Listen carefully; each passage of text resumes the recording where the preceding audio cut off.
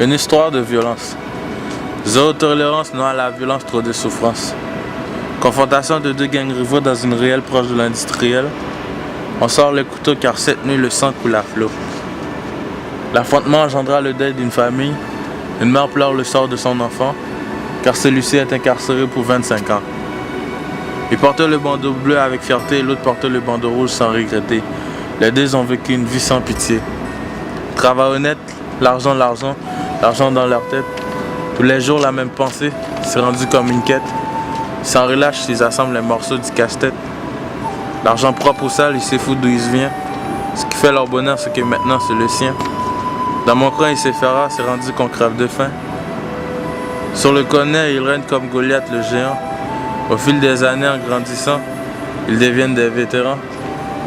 Dès l'âge de 8 ans, la plupart d'entre eux pensaient déjà comme des grands.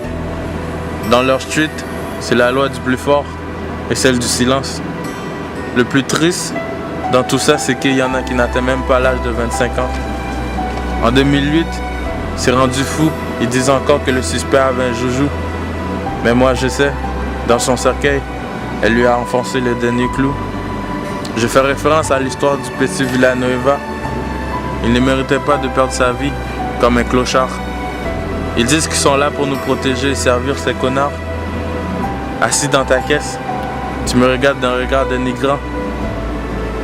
Tu arrêtes sans preuve, sale keuf, et arrête de mater ma meuf. Tu t'es quoi malin? Tu t'es quoi dans bad cop, bon cop, mécréant? Blanc ou noir, nous sommes tous des êtres humains. Nous méritons tous d'être traités comme des citoyens.